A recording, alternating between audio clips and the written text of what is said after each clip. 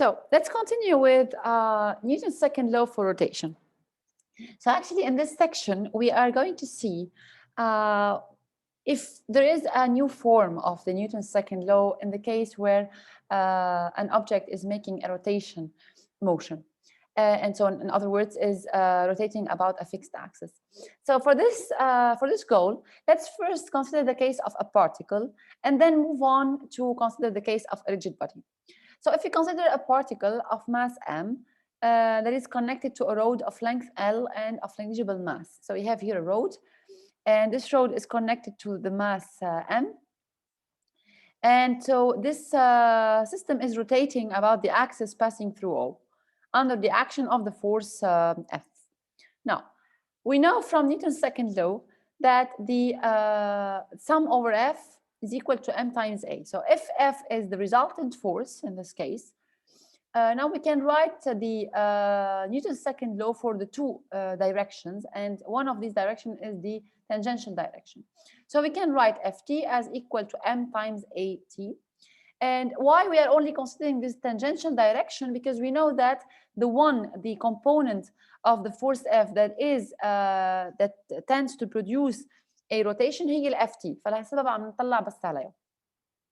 So from Newton's second law, we know that the sum over F is equal to ma, and along the tangential direction, we can write down then Ft is equal to m multiplied by at. But we know from the other side, we have just defined that the torque is given by tau equals to r multiplied by F tangential. You remember from the previous slide, we have seen that tau is equal to r times Ft. So let's eliminate F. Let's substitute Ft by its value in the tau. So we end up with tau equals to Ft هي m times at multiplied by r. But we have also seen previously that at is nothing else than alpha multiplied by r. So we end up with m multiplied by r squared multiplied by alpha. And so if we define this, I mean, this has the expression of a moment of inertia. It's very similar. نحن شفنا قبل the slides, and we end up with the moment of inertia of a given system is sum over I of mi r I squared. فهيدا الexpression تشبه moment of inertia. So let's define this expression m times r squared to be the moment of inertia of the particle of mass m, okay, which is located at a distance r from the axis of rotation. And so we found that tau is equal to I alpha. So the torque acting on the particle is proportional to its angular acceleration. And this proportionality constant is nothing else than the moment of inertia of the particle itself. And it's quite obvious to see that tau equals I alpha is the rotational analog of Newton's second law of motion. So Newton's second law, as we know it, is given by F equals to ma. Now, if we know that the analog of A is alpha, and the analog of M is I, and the analog of F is tau, then we expect that the Newton's second law would have this form, tau equals to I alpha, as we have obtained in here. Of course, there is no square. So this is the case for a particle. Now, what happens is if we take a whole body, if we take this rigid body to be our system to study, and we want to see if we can get exactly the same expression for Newton's second law as the case of the particle in here. So for this object, let's actually, okay, here it's cut this sentence, but let's take this rigid body and let's take one element of mass of this rigid body. So this هذا element of mass اللي هو dm, it's located at a distance r from the axis of rotation, and it is acted upon by a infinitesimal tangential force dft. So we will do exactly the same as we did before. According to Newton's second law, we can write down that the tangential component of the force is equal to the mass element multiplied by the tangential acceleration. And we know in the same way that the torque of a given force, it's given by or defined by d tau equals to r times df.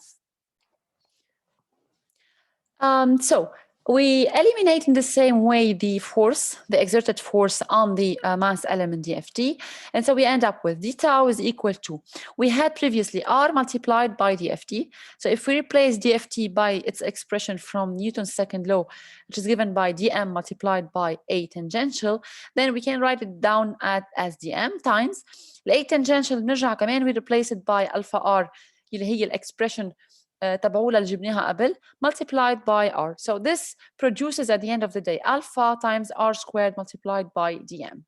Now, if we are going to consider the whole the theta or the tau, pardon, produced by the force, a given force, then we can say that tau is nothing else than the integral of alpha times r squared multiplied by dm. And since the integral is only along the mass term, أو هي عم بتغطي لنا الماس للأوبجكت كله, الألفا ما بتدخل هون بقلب الانتجرال, فبالتالي it's equal to alpha times the integral of r squared multiplied by dm. And this integral of r squared times dm, this is nothing else than I. So this is of course not epsilon, it's simply integral. And so we end up with the moment of inertia of the object is equal to integral of r squared times dm. If you use this expression into this equation, we end up with sum of the tau equals to I times alpha, and this is nothing else than tau net.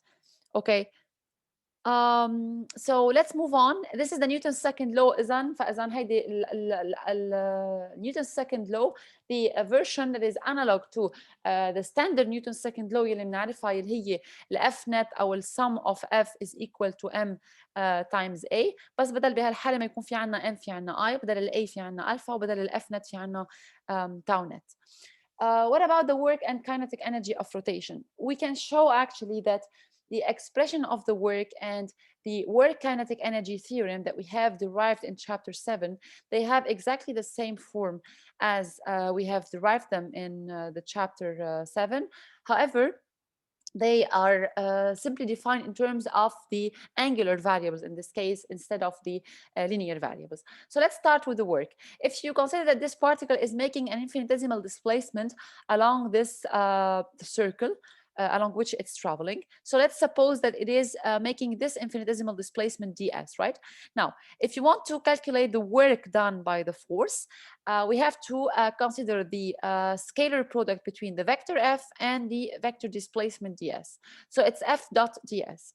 But since fr here, it's perpendicular to ds, so it does not contribute to the scalar product. And we end up only with ft multiplied by ds. So ft is given by f multiplied by sine phi, and ds is defined by r d theta, as we have seen in the very previous slide, very early slide. We have seen that s is given by r multiplied by theta. So for an infinitesimal displacement ds, that would correspond to an infinitesimal angle d theta multiplied by r. طبعا هون الار ما بصير في عليها اي شيء لانه it's constant, الديفرنشال اللي هي الدي بس على الثيتا وعلى الاس، لانه الاس عم تتغير حسب ما الثيتا عم تتغير، هدول الاثنين كونكتد مع بعضهم، اما الار ما بيتغير. So this is why we use ds as equal to r multiplied by d theta. And if we put this back into the equation of the dw, we'll find out that r multiplied by f multiplied by sine phi, this is nothing else than the tau as we have defined it. And so dw is equal to tau multiplied by d theta. And so the work done by the force f in producing a rotation for the object considered, it's given by the integral of tau d theta, where the integral goes from theta initial to theta final. If tau is constant, so if the force applied on the object is constant, معناتها its torque is constant as well, وبالتالي التورك تطلع لبرات الانتجرال, and so we end up with w equals to tau multiplied by theta final minus theta initial. This is all about the work. Now, what about the work kinetic energy theorem? Actually, we can prove in the same way. We have seen that the work and kinetic energy theorem, it tells us that the net work exerted on an object when the only variation in the system is seen in its velocity or in the motion of this object يعني عموما. فإذا we can write down that W net is equal to delta K. Now, how much is delta K in our case? It is equal to half m V final squared minus half m V initial squared. But in our case, we don't have a translation, we have rotation. So we know that this linear speed is connected or related to the angular speed through V equals to R multiplied by omega. And so V final can be written as R multiplied by omega final, and V initial could be written as R multiplied by omega initial. And of course, again, here R does not change because between initial time and final time, the particle, the considered particle, is still moving on the same circle, which is which has all the time the same radius. And so this is why here we can write down half mr squared omega final squared minus half mr squared omega initial squared. And so since mr squared is defined as the moment of inertia of the particle, then we can write down delta K as half I omega final squared minus half I omega initial squared. And بالنسبة لل W we have already derived it, and شفنا أنه هو is equal to the integral of tau multiplied by the theta, and the integral goes from theta initial to theta final. So this is all about the work and kinetic energy of rotation. The last word is about the power. We have seen that the power is defined as the rate at which the work is done. So it is given by the dW divided by dt. Now, if we replace dW by tau times d theta, we end up with tau times d theta over dt, and this is nothing else than omega. So we end up with P, the power is equal to the torque of the force multiplied by the angular speed that is produced with which this object is moving under the action of the force F. And if you go back to the translation, you can still, if you remember, we have derived a very similar equation in which we have found that the power P is equal to the vector F scalar product the vector V, the velocity V. If both are collinear, فإذا بيطلع معي إنه P is equal to F times V. And this is very similar to what we get in here. So هون إذا ما نكتب هيدا الشيء ال P equal F times V بالترانسليشن، ما نحاول نكتبه بالروتيشنال كيس، بنشوف شو هو الايكوفالنت للF. الايكوفالنت للF هي التورك، الايكوفالنت للV هي الأوميجا. So we end up with P equal to tau multiplied by omega, and this is exactly what we get in here in the expression. This is it. Here I just put the summary, of all the equations for the translation motion and the rotation motion. Of course, some of these equations we have seen them, and we have just two which we haven't seen them yet.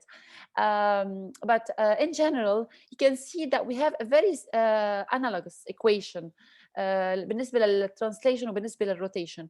يعني بمجرد ما نعرف شو هن الايكوفالنت للبوزيشن للفيلوسيتي للاكسلريشن للفورس للمومنت للماس اللي هو المومنت اوف انيرشيا، بس مجرد ما نعرف شو هن الايكوفالنت ما بين اللينير والانجلر فاريبلز، ساعتها بكفي انه نعرف one set of equations. يعني بكفي انه نعرف الايكويشنز بالنسبه لللينير موشن، ونقدر نستنتج مباشره شو هن الايكويشن للروتيشنال موشن بانه نعوض كل شيء بالايكوفالنت يلي لا.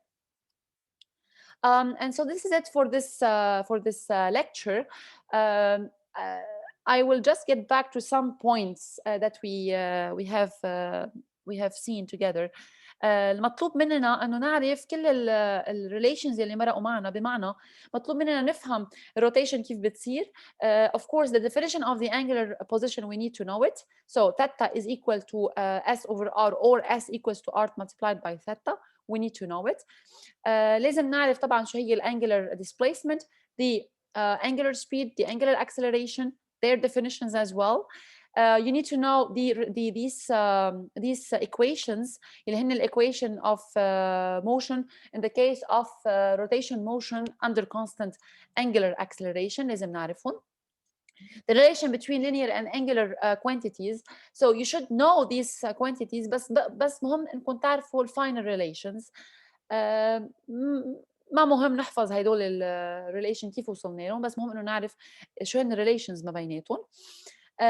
نفس الشيء بالنسبه للlinear and angular acceleration. You need to know that at is equal to r multiplied by alpha, and that ar is equal to r multiplied by omega. The rotational kinetic energy, the only thing that we need to know is that the kinetic energy, the expression of the kinetic energy for rotation is given by half times I times omega squared, where omega is the angular speed of the rigid body and I is the moment of inertia of this rigid body. And of course, we need to know the definition of this moment of inertia for the case of for a general case يعني عموما for a discrete distribution of mass or for a continuous distribution of mass.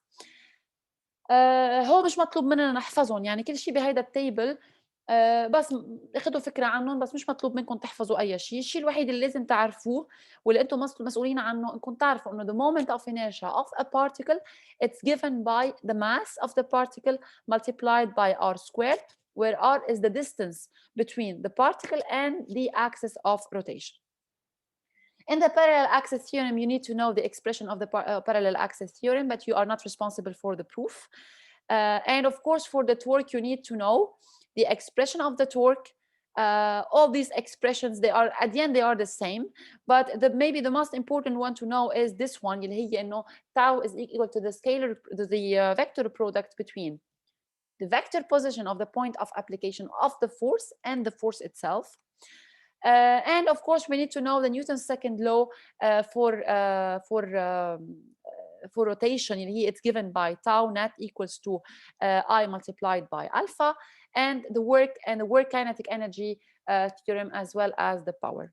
So مطلوب مننا أنا بس نعرف بالأخير كل الإيكويشنز اللي هن بالأحمر، مش مطلوب مننا نعرف كيف وصلنا لهم أو كيف برهناهم. Okay, so this is it for this lecture.